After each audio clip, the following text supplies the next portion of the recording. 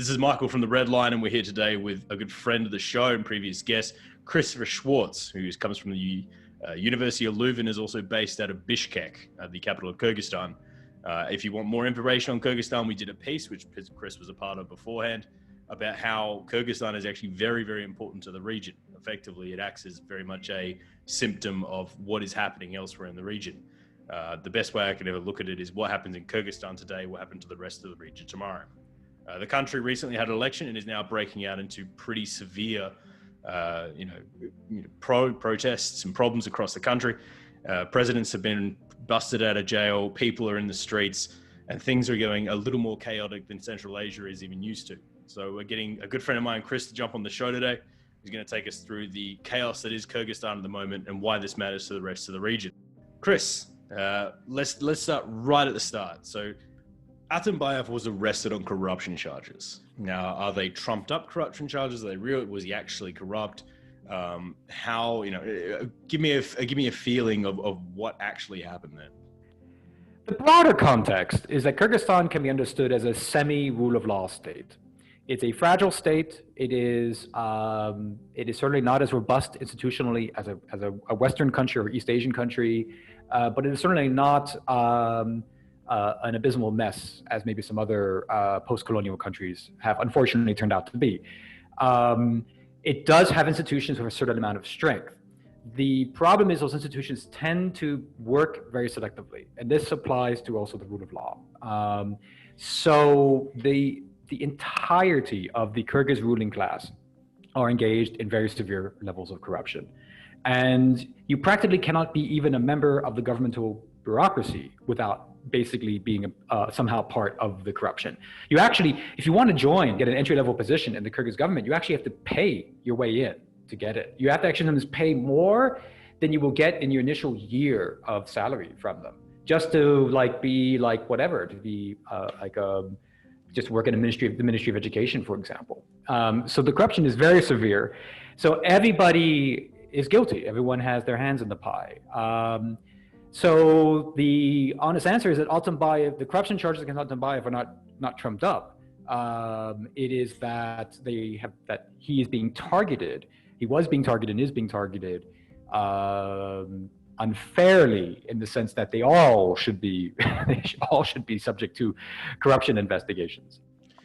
So to give you an idea on where sort of he sits on the political spectrum, obviously, bring it to a more American idea of politics. Is he more pro-state? Is he less pro-state? What was his running platform for when he ran for elections? Japadov can best be described as pro-status quo, and maybe specifically pro-Artem Bayev status quo. So in this respect, you could call him a centrist. But in general, right-wing, left-wing, and centrism are not accurate categories in the Kyrgyz political landscape. With the exception of the people who just basically rose to power here over the course of the last 2 weeks, you do not tend to have very strong ideological positions among the ruling class.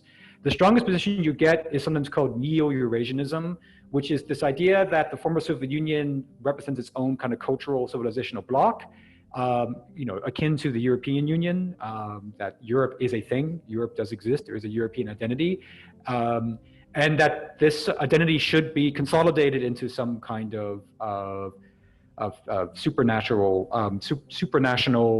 federative entity, a kind of recreation of the Soviet Union, but not so robustly.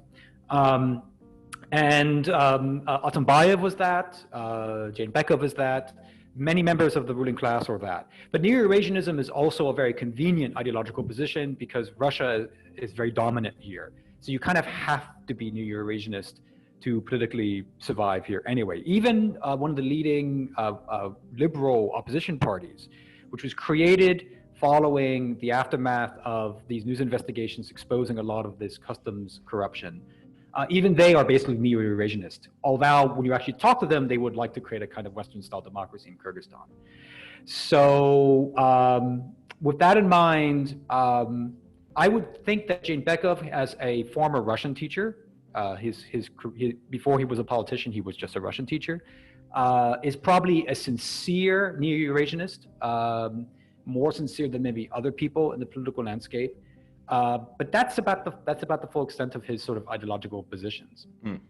So we go into this 2020 election, and Kyrgyzstan, unlike some Western countries, has a lot of parties, and they change frequently, and quite often it's a completely new party who takes the main position. So effectively, there's 120 seats, but 46 of them, go to the Unity Party. So let's talk about them first. So what does the Unity Party stand for, and how much power do they have after this election?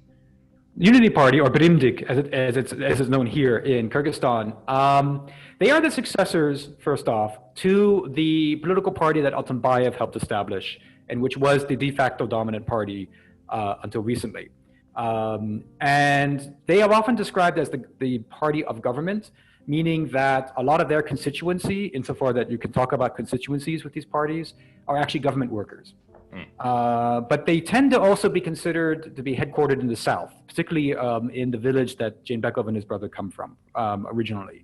So by way of context, the Social Democratic Party of Kyrgyzstan, SPDK, or SPDK in Russian, Artem Bayev's party, was a successful national party. The major political axis of Kyrgyzstan is its north and south division.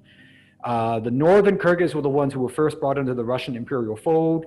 They also culturally tend to be a bit more modernizing and globalist. The southern Kyrgyz were more closely affiliated with what is now called Uzbekistan. They were much more deeply Islamicized, and they're considered to be more religious, quote unquote. This is a bit of a caricature, which we can get into later, not fully accurate, but the Soviets kind of engineered this division and to help buttress their own power. And ever since, it's been represented in the political parties of independent Kyrgyzstan. But the SPDK was successful in kind of uniting North and South to an extent. And SPDK fell apart after Jeenbekov and Artem Bayev locked horns in 2019. And so Brimdik is one of the aspiring successor parties to SPDK. And it is the one that essentially has inherited the government workers. So the other one that took the second biggest share in the parliament was the My Homeland Kyrgyzstan, who took 45 seats. Are they in coalition with Brimdik? Are they similar to Brimdik? Where do they sit in their policy-wise, and also in this sort of the fallout on who gets what seats? So again, some more context is needed. Making Kyrgyzstan, My Homeland Kyrgyzstan, was established in 2015. It's very cryptic. Who created it, why, etc. Most likely, like a lot of political parties that exist on paper here, someone created it in view of having a political party to use as an instrument later. And that is what has happened. Beginning in 2020, suddenly it became very wealthily financed and suddenly had lots of candidates and had a whole information operation. Making Kyrgyzstan also aspires to be a kind of successor party to SPDK. It has largely inherited the Southern patronage network, the kind of the illicit system of corruption, which includes this customs smuggling network. Their illicit patron, what everyone believes, is this fellow Mtremov, the former customs official. They do have some northern representation, but they're seen as more, how to explain this? Brimdik, Unity Party, is somewhat more genuine in that there at least has some kind of real solid constituency in the government workers. But making them Kyrgyzstan, the Homeland Party, that it feels a bit more engineered for a lot of people. They seem to really be relying on vote buying. And this became very evident in the actual election results. So in Jeenbekov's hometown, Brimdik pulled in 99% of the vote. It didn't get one vote because that vote apparently fell into some water and was disqualified. With some vote buying, of course, but still, in general, the Jeenbekovs in their own hometown with the party of government were able to call in every single voter for their party. Now, contrast that with Making Kyrgyzstan. In the Mtremos hometown, they only got 50% of the vote. Right, and so Brimdik also put in a lot of votes there. So that indicates something about the artificiality with which that party is perceived. When things started here with the protests, Burimdik was the first party to come out and say that they were okay with the election being annulled. And a lot of people I talked to, and there may be some polling bias here because I tend to know urban and educated people, but a lot of them told me that they kind of didn't mind if Jane Bekov is corrupt. They don't mind if Burimdik is like kind of this apparatus itself.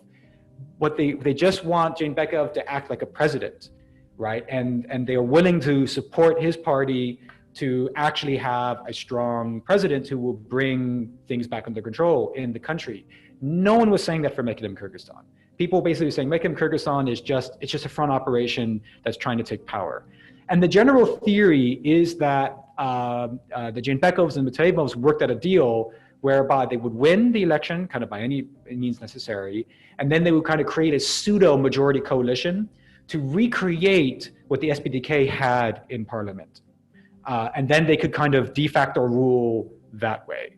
Because SPDK was a unique thing. It doesn't look like it's going to be very easy to recreate that for a number of different reasons. And that seemed to be kind of the plan of action. So obviously, as we mentioned, the magic number there was 120 seats in this parliament, but only 60.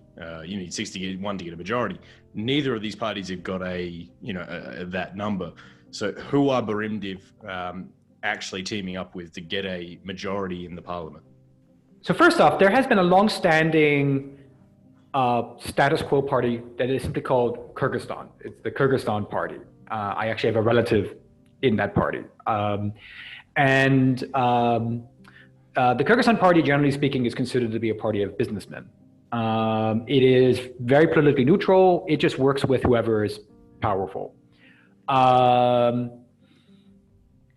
The plan seems to have been, prior to the protests and the annulment of the recent election results, the plan appears to have been that Burimdik, Mekinem Kyrgyzstan, and Kyrgyzstan would work together to create a pseudo-majority coalition in the parliament. And with the way the results turned out, they would have had a really monstrous majority in that parliament. It was even theoretically conceivable that they didn't need Kyrgyzstan itself in order to rule. They could just rule together. So election night happens, there's chaos throughout, and then obviously the results come out and there's a lot of people who are unhappy, protests break out. LR2 Square is covered in people. What are they protesting for? What are they hoping for? And who do they represent? It's going to be enigmatic for a while as to who were the protesters on Monday, October 5th, and what were they seeking. They appear to have been a mixed group. What happened is that on Sunday the 4th, the election, there were very clear recorded instances of vote tampering. And not just including vote buying, but also looked like blackmail and extortion of voters, and inappropriate monitoring of the voting system by Burimdik and Mekinem Kyrgyzstan.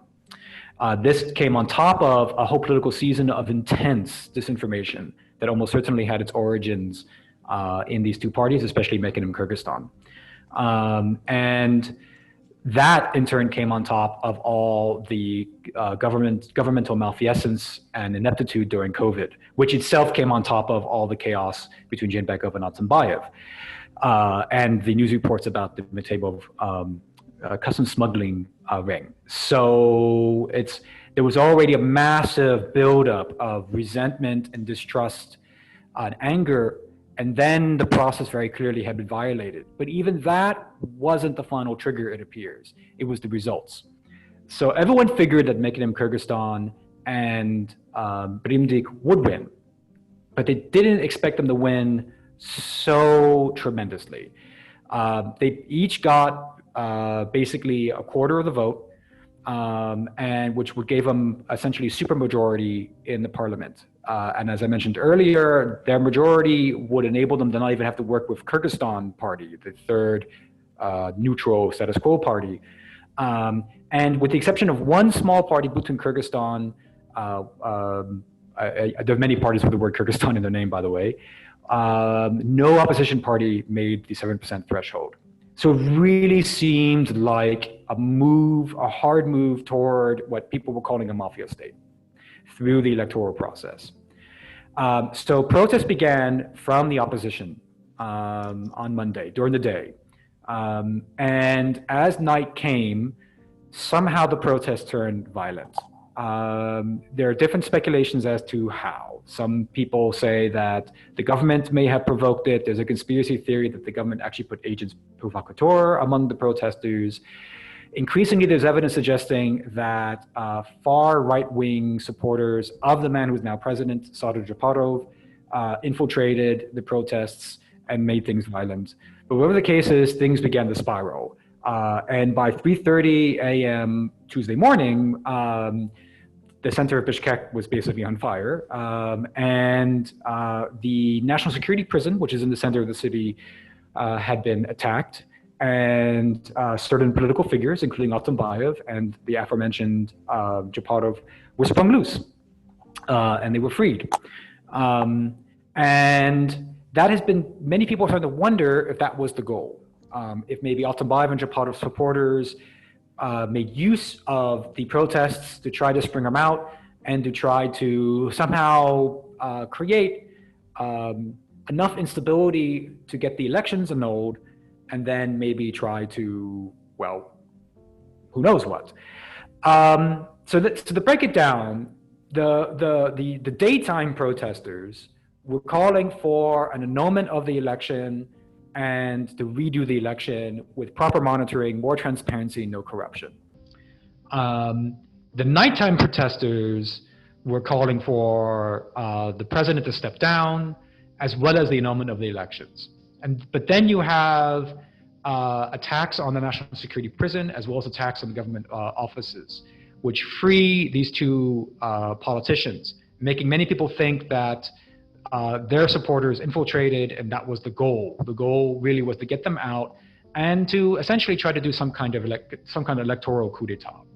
Is this Russian interference, Russia interfering in the elections and, getting involved, or is it just this is domestic Kyrgyz politics and it's as crazy as it usually is?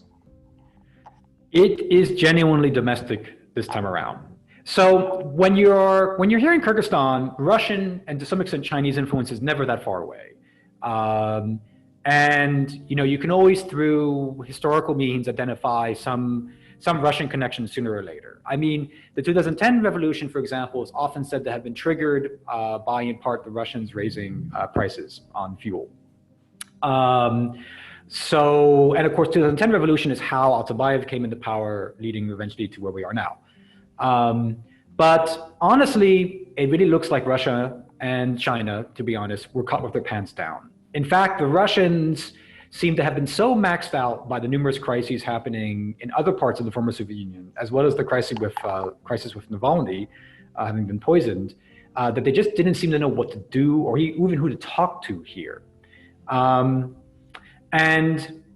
one of the most interesting signs that happened was the Russian government has suspended financial aid to Kyrgyzstan pursuant to there being clear leadership finally emerging. And normally the temptation would think that would be some kind of pressure tactic. Come on guys, get your crap together and work this out. But to me, it honestly looks like the Russians was like, oh boy, we have no idea where this is going, and if this can go all the way to actually civil war, let's just hold back and see what happens. So I, for one, and I think a lot of people don't see really any Russian influence. If anything, the Russians are trying to calm things down. They actually sent a representative earlier this week to try to talk to the various different figures involved to hash out some deal. It seemed that they did temporarily hash out that deal, but then the Japadov supporters, his people, didn't honor their side of the agreement, if there was an agreement. I mean, it's funny for me to say this. It's funny for me to say that the Russians actually were trying to help in this particular case. The Russians genuinely, it looks like the Russians genuinely were trying to come down here and calm down the situation, because they're just like, what's going on? What's going on, guys? So obviously, with things moving as quickly as they are, we're actually having a second recording for this because this situation in Kyrgyzstan is unfolding very quickly and making some massive changes. And we would never want to give you out-of-date information. So I've got Chris back on the line, who's now reporting in from Belgium. So let's kick off this interview from a second part and talk about, first of all, Artem Bayev. He got out of jail during this whole escapade. How did he escape detention here? So on the night of the Monday the 5th, when the protests actually turned violent and there were clashes with the police, we're not completely sure in terms of who all the protesters were, but there were different factions. And one faction appears to have been Artem Bayev supporters from the actual immediate sort of suburbs of Bishkek itself, which is where his power base is. And they appear to have broken him out of the national security jail. He didn't stay out for very long. So he immediately went back to his former compound where he had been arrested during August 2019 in his failed uprising. He met with his family. He met with some of his key allies. He was quiet for a day or two, and then he tried to be involved with one of the two sort of opposition coalition councils that had been formed during that week to try to set up a kind of transitional government. And then he actually allied very briefly with Ognebek Babanov, who had been the rival, the opponent to Soronbay Jeenbekov in the 2017 presidential election. So, and they both went to a rally in Alatoy Square in the center to get their followers going. And they were attacked by one of the other factions, which was Japadov's faction. And Altenby was actually really shot at as they were driving away by one of the Japadov people. And subsequently, as Japadov began his meteoric rise to power, Artem Bayev just sort of kept a low profile again, and then ended up being, basically rearrested. And since then, he's been bouncing around different national security jails inside Kyrgyzstan. So Japarov, who is Japarov? What does he stand for? And how does he differentiate himself from someone like Artem Bayev? So Sadr Japarov is a genuinely interesting, or at least intriguing, political figure if you understand Kyrgyz politics. So Japarov, prior to 2005, was a nobody. He was involved in the energy business.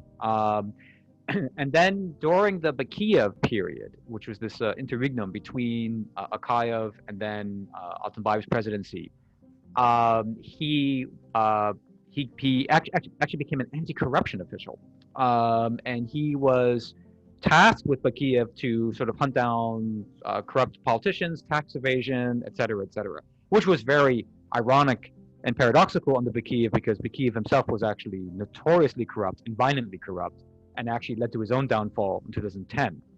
And Japadov became a member of the Atatürk Party. The Atatürk Party, this is where things get interesting. Kyrgyz politics is, generally speaking, not very ideological. It tends to be very driven by interpersonal relations, regional relations, family connections, and business connections. You don't tend to have very strong ideological positions among the Kyrgyz political parties. Atatürk stood out because it was more of a genuinely nationalist party. Things get a little weird with them because they eventually do ally with Respublika, which was a kind of genuinely liberal party, at least at one point, and then it sort of lost its ideological substance. But they were led for a long time by one of the not just allies but close friends of Japadov, a man named Tasheyev, who is now in charge of national security in Kyrgyzstan, by the way.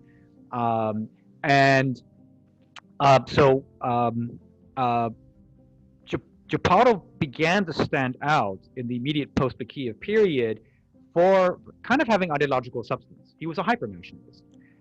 What he wanted in particular to do was to nationalize Kyrgyzstan's mines. So Kyrgyzstan is an exporter of gold and aluminum, and this is a very controversial topic in Kyrgyzstan for a lot of reasons, one of which is because traditional Kyrgyz culture is very sort of ecological, and so the land is sacred, so you have this kind of tension there.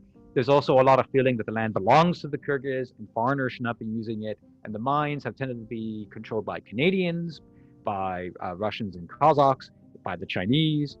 And the big thing that happened with Japadov was, getting my dates a little fuzzy now, but circa 2012, 2013, he was involved in a protest to nationalize the big gold mine, which is run by Canadians, called Kumtor. And he ended up kidnapping the governor of Issyk, which is the big lake-based oblast in the northeast of the country. Held this guy hostage for a time to try to kind of negotiate his way to safety because the police were coming after him. And eventually he fled the country. He did try to return in 2017, got arrested, got convicted for kidnapping, and was thrown in national security jail. He was essentially a bunk buddy with Artem Bayev. And like Artem Bayev, he got sprung out of jail on the night of the 5th by his own people. And what came next is very interesting and is still being debated, and we will probably never fully understand what happened. So Japarov's ideology is quite different from his predecessors. He's very different to Atambayev or Bakiev. Where does he sit on the ideological spectrum? What policies will we expect to see in a Japarov government? So, one could generally describe him as a right-wing socialist in a general way. So he wants to nationalize the mines. He wants to make Kyrgyzstan more Kyrgyz. Kyrgyzstan, as a post-Soviet republic, is actually very multi-ethnic. In the 1990s, when it first became independent, the Kyrgyz were not even a majority in their own country. They were the largest minority in a country of minorities, essentially. Now they're a statistical majority, and he would like the country to reflect traditional Kyrgyz values more. This would include several controversial changes to the system. So Kyrgyz would become kind of the only language of Kyrgyzstan, which is very controversial vis-a-vis Russia, as well as for ethnic minorities in the country who prefer to use Russian when communicating across ethnic lines. The more notorious change he wants to bring about is to replace the parliament with the Kurutai. The Kurutai is a traditional tribal council of elders. It's not clear how that would work as a legislature. Some of his more extreme followers even talked about replacing the presidency with a Khan, but he has not seemed to respond to that idea. And then, in general, a lot of people in his movement, and I don't know where he himself stands on this, have evinced various attitudes with respect to Kyrgyz women. The right of Kyrgyz women to leave the country, the right of Kyrgyz women to marry foreigners, the right of Kyrgyz women in general to do things. In a sense, you could even describe them as hyper-conservative. So that's where he and his people sit on the sort of ideological divide. Most other nationalists in Kyrgyzstan would not agree with these ideas. They would want maybe Kyrgyz to be the lingua franca internally within Kyrgyzstan, and they might want greater Kyrgyz control over the mining industry, but they're not necessarily looking to restrict the ability of women to do anything or to replace the parliament. So they tend to be seen way over on the right. Demographically speaking, who backs him is also interesting. There's a lot of Kyrgyz who are working as migrant laborers outside of Kyrgyzstan who support him, particularly in Russia, where they experience a lot of racism. And there's a kind of resentment at their own government heretofore that they need to work outside, that they need to work in a hostile environment to make a living, that they cannot do it back in their homeland, Kyrgyzstan, which is, of course, very understandable. There's a lot of people inside the country, lower class and working class, from rural areas and small urban areas, away from Bishkek, away from Osh, where also Kyrgyz is really the language. They don't speak what's called the Orlash, which is like this mix of Kyrgyz and Russian or Kyrgyz of Uzbek. They're really speaking Kyrgyz. On the more sinister side, there's a lot of overlap between his followers and organized crime. And when I say organized crime, I don't just mean corrupt customs officials, I mean gangsters, right? So people who are involved in the drug trade, human trafficking, things like this, and in particular from the Issyk area. So that's kind of on the scary side for a lot of people who don't agree with him, including other right-wingers who don't agree with him and don't agree with his followers. In general, his movement claims support of 1.6 million people out of a country of 6 million. Of whom maybe 3 million are ethnic Kyrgyz. How believable those numbers is unclear. They're mostly derived from his social media presence. There's a massive array of YouTube channels, Telegram channels, Facebook groups, which are heavily pro-Japadov. They were always sort of praising him when he was in prison, and they went into overdrive on the 5th of October.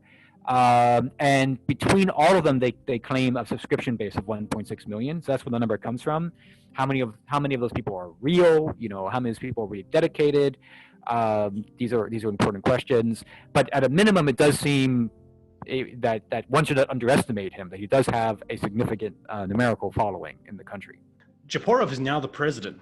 How did we get to this point? I mean, he didn't win an election. He wasn't running as a candidate. How is Japorov now the president of Kyrgyzstan? So, in no uncertain terms, I would describe what happened as a putsch. That may, of course, sort of, not be the most journalistically neutral thing to say, but that's what happened. So, the protests against the parliamentary elections appear to have been genuine protests from across the political sphere and across the regional sphere, and they were angry at the process. They wanted the process to be purified of corruption and electioneering. Obviously, looking back, a significant element of those protesters were Japadov people, but they weren't just Japadov people. It was people from across the spectrum who were involved in it. But the Japadov people took advantage of the situation. There was a lot of uncertainty. The government was weak. The president himself was rather timid. There was a lot of anger about COVID and the decline in the economy, coupled with longer standing criticisms of Kyrgyzstan's government being very corrupt.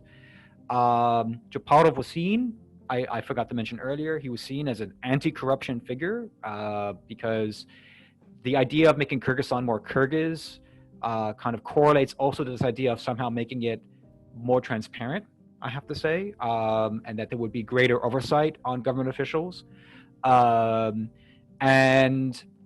His followers seized the moment to kind of force him and their agenda onto the table. And they did it by just being very organized, relentless, and willing to use violence. The opposition was not able to coalesce.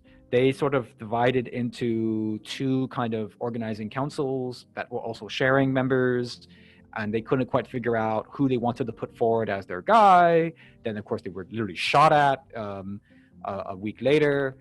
Parliament was broken up into two parts. There was one piece that was meeting in a hotel, another piece that was meeting in a movie theater. The piece in the movie theater actually supported him as to be acting prime minister, which was strange. And some of them claimed that they did it because he literally physically threatened them. He comes out of jail, drives straight to them and says, make me prime minister or else. And so with the parliament being, first off, composed of very weak-willed individuals, themselves very corrupt, and second off, being physically divided into two parts, this caused a problem. The president, to his credit, did not want to use lethal force against the protesters because that led to bad things in the past, particularly for Bakiyev, who authorized that and then had to flee the country in 2010. But Jane-Bekov was also a very weak-willed individual, and he was clearly intimidated by the situation. And as Japadov supporters started growing in number in the capital and were seizing areas, like they seized control of a former hotel down the street from where the president lives. So the president at one point had 500 police officers barricading him into his official state residence. The demands of the Japadov supporters began to increase. So it went from him being acting prime minister to being prime minister to then being president, and they wanted other people to resign, not just the president. They already wanted the constitution to be changed in that very moment, and they just basically were making more and more demands to see what they could get. And Jane-Bekov, he at one point basically he just called it quits. It looks like we're not clear if he maybe negotiated some way for himself to be safe. He didn't flee the country, again, to his credit, but he said something very strange in his resignation speech. He said that he was resigning so that there would not be violence. And he portrayed himself as kind of a hero in doing this. But everyone was thinking, but wait, the reason why there will be violence is because these people are threatening violence to take power. So if you resign, you are giving in the violence. You're giving lease into the threat of violence. But he resigned, and Japadov, who at that point was prime minister, got something very tricky. So there was the speaker of the parliament, a guy named Isayev, who basically was he was out of his element. He was actually supposed to become acting president, and he didn't want to do that. So he resigned. He was acting Speaker of the Parliament for like 24 hours. And just the Constitution of Kyrgyzstan apparently has a number of loopholes. They did not envision this situation when they were writing it. And so apparently you can be both acting president and prime minister simultaneously. The Constitution doesn't say you cannot be. It's kind of assumed, but it doesn't say you cannot be.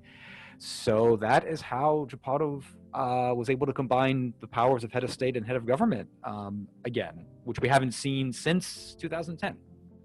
So now that he is effectively the de facto leader of Kyrgyzstan, are they going to go for another election, or is he just going to serve out a term? What's next for the country? What's next for the country is very unclear. Part of it had to do with the fact that the current parliament's mandate was supposed to end because of the election, but then the election was annulled. Then their mandate actually expired in late October.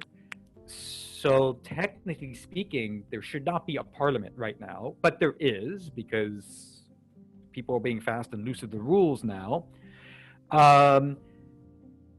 Technically speaking, anyone who has been president cannot be president again in the Kyrgyz system. You can only be president once. Typically, you have a term of 6 years. Japadov is right now has taken over Jane-Bekov's term, which he was halfway through when he took over. So Japadov cannot technically be president again under the current rules, but he's pushing. So what it looks like is happening is we're going to end up having 2 elections and a referendum. We're going to have a presidential election, a new parliamentary election, and a referendum about the Constitution. The presidential election is not supposed to happen for 3 years, but they're going to do that. They're going to have that earlier. The parliamentary election, there's a whole set of rules about that, but it's like theoretically possible to be having it right now.